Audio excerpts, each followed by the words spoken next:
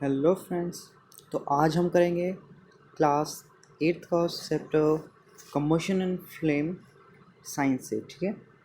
तो आपको जनरली पता है कि भाई हम जो है अपने घर पर खाना बनाने के लिए और कभी बाहर जाते तो गाड़ी के लिए हमें फ्यूल चाहिए। जैसे कि खाना बनाते वक्त हमें सिलेंडर चाहिए।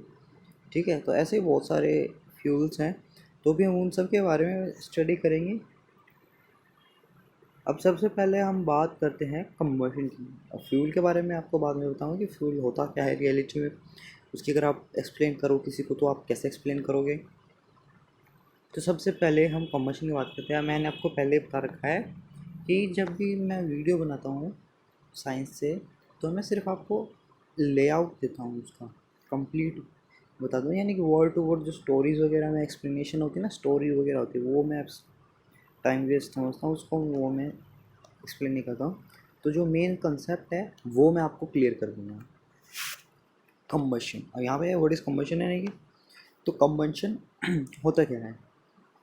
अ chemical process in which substance react with oxygen to give off heat is called combustion. यानी कि एक प्रोसेस होती है जिसके अंदर किसी भी सब्सटेंस को बर्न किया जाता है ऑक्सीजन की प्रेजेंस में, और वो क्या रिलीज़ करता है? हीट रिलीज़ करता है। ठीक है। अब हम कहते हैं कि भाई 10 सब्स अब फ्यूल है नेक्स्ट। अभी जो फ्यूल है ये आपका कम्बशन से ही रिलेटेड है। कैसे रिलेटेड है वो मैं आपको भी दिखाऊंगा। The substance that undergoes combustion is said to be combustible. जो सब्सटेंस है जो जलाया जाता है, यानी कम्बशन का मतलब जलाना, वो भी हम कह सकते हैं इसको। तो जो सब्सटेंस जलाया जाता है उसको हम कम्बस्टिबल भी बोलते हैं, जो जलने के लायक है। And it is also called off fuel. अब समझ में आया फ्यूल क्या होता है? A substance which is involved in a chemical process which react with oxygen to give heat is called your fuel. Okay. अब आपने पढ़ा होगा कि भाई अच्छा, तो आपने पहले की क्लासेस में ये भी पढ़ा है कि हमारी जो बॉडी है उसको फ्यूल की ज़रूरत है काम करने की। तो ये फ्यूल कैसे हुआ कि ये बिल्कुल करेक्ट है। इसमें देखिए बॉक्स में, in our body food is broken down by reaction with oxygen and heat is produced. We learn it in previous classes. Okay, हमने पहले भी पढ़ा है कि रेस्पिरेशन में फूड ब्रोक डाउन होता है ऑक्सीजन की प्रेजेंस में, और उसके अंदर क्या प्रोड्यूस होती है? हीट प्रोड्यूस होती है, जो कि एक एनर्जी है। ठीक है। अब मेन चीज़ देखिए, हमने पढ़ा है कि ऑक्सीजन की प्रेजेंस में होता है, वो एक एक्टिविटी है कि एक ग्लास के अंदर आप कैंडल बर्न करो। ठीक है। कैंडल बर्न करने के बाद आप उसको क्या करोगे? उसको ढक दोगे। ढकने के बाद आप देखोगे कुछ देर बाद कैंडल बुझ जाएगी, यानी कि ग्लास के अंदर जितनी ऑक्सीजन थी वो जब तक रही तो वो जली। ऑक्सीजन ख़त्म हो गए, वो सिर्फ कार्बन डाइऑक्साइड बच गई, तो फ्लेम तो नहीं जलेगी ना। तो यही है, इसके अंदर कुछ नहीं है। अब नेक्स्ट पॉइंट में देखते हैं कि देखिए, अब हमें किसी आग को बुझाना है। अब ऑक्सीजन की प्रेजेंस में वो जलती है, वो ऑक्सीजन की एब्सेंस में वो नहीं जलती है। तो हमें क्या करना होगा कि जो कम्बस्टिबल सब्सटेंस है उसको ऑक्सीजन की प्रेजेंस से दूर करना होगा। यानी कि अगर मान लीजिए अगर किसी आदमी को आग लगी है, आग कि उसके कपड़ों पे आग लगी है, तो हम क्या करेंगे? ब्लैंकेट से रैप करेंगे around a person whose clothes get fire. क्योंकि जिसके कपड़ों पे आग लग गई है खाना बनाते वक्त, दिवाली पे कॉमन है फायर क्रैकर्स को बर्न करते वक्त, तो हम क्या करते हैं? उसको सिर्फ ब्लैंकेट से रैप कर देते हैं और उसकी आग बुझ जाती है। वो क्यों बुझती है? क्योंकि जो ऑक्सीजन का जो कांटेक्ट होता है उसके क्लॉथ्स का, वो कट जाता है। तो यानी कि हम ये कह सकते हैं कि अगर हमें आग बुझानी है तो हम उससे जो ऑक्सीजन का कांटेक्ट है उसको काट दें। अब देखो कभी कभार क्या होता है कि आपने देखा होगा कि भाई कैलिफोर्निया, इधर ये कैलिफोर्निया के फॉरेस्ट्स में आग बहुत कॉमन हो जाती है समर्स में। क्या होता है कि वहाँ के जो घास फूस है वो सूखी होती है, आग जल्दी पकड़ लेती है, और फिर वो वहाँ पे जो पेड़ है फिर वो पूरे धीरे पूरे फॉरेस्ट में, और उसको बुझाने के लिए हम हेलीकॉप्टर से गैस का स्प्रे करते हैं, न जाने क्या क्या करते हैं। और कुछ चांस होते हैं कि हम आग पे कंट्रोल कर पाते हैं, क्योंकि वो बहुत भयानक आग होती है, उसको बुझाना। अपने टीवीज़ में भी देखा होगा, न्यूज़ में भी आती है। ठीक है। अब है इग्निशन टेम्परेचर, यहाँ तो यही था बस, फॉरेस्ट फायर दिखा रखे है। इग्निशन टेम्परेचर, देखो जो जो मैं आपको कीवर्ड्स वगैरह एक्सप्लेन कर रहा हूँ ना, ये एग्ज़ाम में आते हैं। और इग्निशन टेम्परेचर आपसे पूछेंगे, आपका इग्निशन टेम्परेचर तो वुड का पूछ लेते हैं, ठीक है, या फिर ये पूछ लेंगे कि किसका सबसे कम है इग्निशन टेम्परेचर, किसका सबसे ज़्यादा इग्निशन टेम्परेचर है, ये सब भी पूछ लेते हैं एग्ज़ाम में। उनको कुछ नहीं कह सकते हम कि वो क्या पूछेंगे क्या नहीं, ठीक।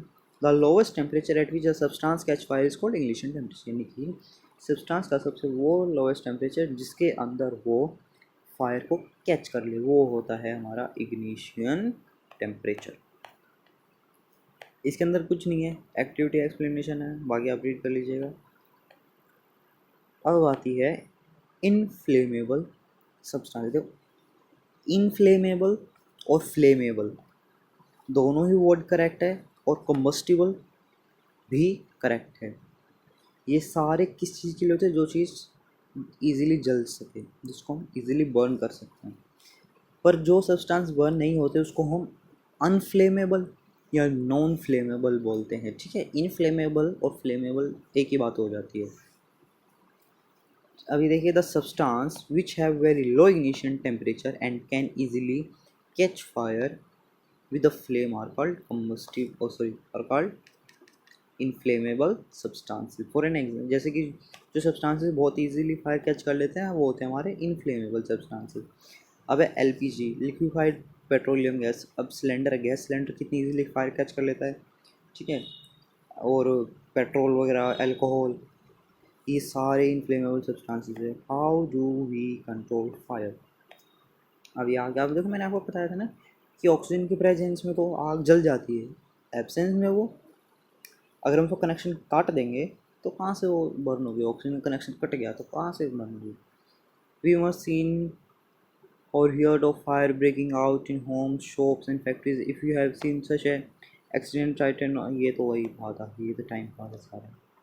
It is important that all of us know the telephone number of fire services. अब फायर सर्विसेज का टेम्परेचर हमें याद होना चाहिए, क्योंकि अगर इमरजेंसी हो जाती है कहीं पे तो हम वो कर लेते हैं। अगर आपको इन केस वायर का नंबर याद नहीं है तो आप पुलिस का नंबर सबको याद है, 100, आप उस पर कॉल करके इमरजेंसी बता दीजिए, एड्रेस बता दीजिए, पुलिस वाले आपके घर पे फायर की जो गाड़ियाँ होंगी वो भेज देंगे। और वैसे आपको घर में क्या रखना चाहिए, आपको अपने घर के अंदर 2 बाल्टी रेत रखनी चाहिए। रेत तो सबके घर में होती है, उसको अलग से रखने की ज़रूरत नहीं है उसको, ठीक है। सिलेंडर वगैरह में आग लगती है तो उधर फेंक दो, या फिर कुछ वुड वगैरह जल जाते हैं तो फायर एक्सटिंग्विशर आपके घर में होना चाहिए, it's important. Does your city town है फायर ब्रिगेड, ठीक है, आपकी सिटी में फायर ब्रिगेड स्टेशंस होते हैं, तो वो सब वही बात है कि भाई फायर ब्रिगेड का सिस्टम होगा, स्टेशन होंगे उनके। ये सब नॉर्मली गवर्नमेंट प्रोवाइड करवाती है, प्राइवेट्स भी नहीं, कम ही होते हैं, प्राइवेट तो होते ही नहीं है। उसमें प्राइवेट का सिस्टम है नहीं, क्योंकि गवर्नमेंट प्रोवाइड करवाती है। फिर वो जो फायर एक्सटिंग्विशर है वो आते हैं, ब्रिगेडियर्स वगैरह, ये सब आपके फायर को एक्सटिंग्विश करके वो फिर अपने अकॉर्डिंगली जो उनकी फ़ीस होती है वो बहुत लो होती है, 100 रुपये 50 रुपये, वो इतना ही पे लेते हैं आपसे, ज़्यादा नहीं लेते हैं। फिर उनको पता है कि आपका पहले इतना नुकसान हो चुका है तो आपसे वो क्यों इतना, और वो गवर्नमेंट की सर्विस है तो वो इतना नहीं मांगते हैं। तो फायर ब्रिगेड में क्या यूज़ करते हैं वो जनरली, तो वो क्या करेंगे, वाटर करेंगे। अब देखो, कुछ कंडीशंस ऐसी होती है जहाँ पे हम वाटर को यूज़ नहीं कर सकते हैं। अब देखो, अगर पेट्रोल पे, वो देखो पेट्रोल है वो हल्का होता है, उस पर अगर हम वाटर डाल देंगे तो तब भी बर्न होगा, क्यों, क्योंकि वो वाटर के ऊपर फ्लोट करता रहेगा।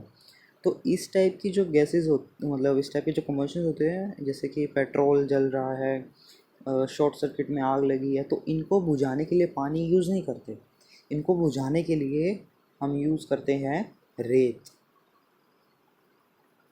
रेत का यूज़ होता है यहाँ पे, पतली रेत बोलते हैं ना, रेती, जो सीमेंट के साथ मिक्स करते हैं यहाँ पर, वो सब चीज़ें यूज़ होती हैं।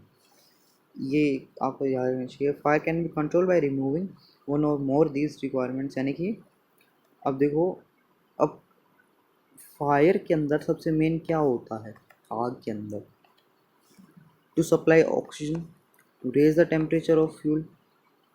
अब किसी भी चीज़ को जलने के लिए एक तो ऑक्सीजन चाहिए और एक उसका इग्निशन टेम्परेचर चाहिए। अब या तो हम ऑक्सीजन का कनेक्शन काट दें या फिर जो टेम्परेचर है उसको हम कम कर दें, तो भी वो फायर रुक सकती है। अगर हम कैंडल बर्न हो रही है उसको बर्फ़ में रख दें, अगर उसका जो इग्निशन टेम्परेचर है वो वहाँ से कम हो रहा है, ऑक्सीजन की सप्लाई कम हो रही है, तो वो बर्न करना बंद कर सकती है, बर्निंग वहाँ कम हो सकती है। तो वही है कि टेम्परेचर अगर हमने कम कर दिया, टेम्परेचर कम करने के लिए हम क्या करते हैं, किसी भी चीज़ पे पानी डाल देते हैं, ठीक है।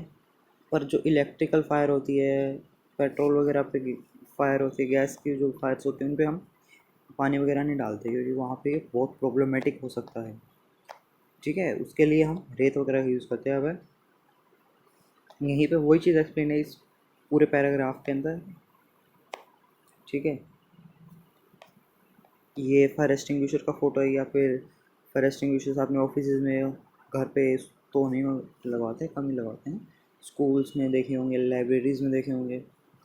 Fire extinguisher is water, commonly तो वाटर यूज़ होता है, but water work only when thing like would, paper are on fire and electric fire equipment on fire. Water may conduct electricity and harm those trying to, और जो अगर हम electrical fire पे water डालेंगे तो वो हमें करंट लग सकता है क्योंकि वो कंडक्टर है। Water is not suitable for involving oil and petrol, ठीक है। तो इन सब चीज़ों में हम वाटर का यूज़ नहीं कर सकते हैं। तो इन टाइप के फायर के लिए मैंने आपको बताया था, क्योंकि जो तेल है वो हल्का होता है, सो जो वाटर है वो सिंक हो जाएगा और वो नीचे चला जाएगा और वो फिर भी बर्निंग पे रहेगा। सो इन्वॉल्विंग इलेक्ट्रिकल इक्विपमेंट इन फ्लेम, तो इस टाइप के लिए हम यहाँ पे इसने बता रखा है कि हम वही करते हैं, जो रेत वगैरह है उसको हम यूज़ कर लेते हैं। और इस वीडियो के लिए इतना ही। नेक्स्ट वीडियो से हम स्टार्ट करेंगे for fire involving electrical equipment and inflammable material like petrol and CO2 is the best extinguisher, ठीक है। इन सब के लिए भी हम देखेंगे, इन सब के जो है उसके लिए हम क्या यूज़ करते हैं। Okay, so that's all for today in this video. In next video I will come with your this one topic, read out the first point. और अब तक जितना हमने किया उसका आप रीड आउट कर लीजिए। डाउट है तो कमेंट ज़रूर करना, क्योंकि तभी आपके डाउट क्लियर होने पॉसिबल है, otherwise it's not possible to clear your doubt. Thanks.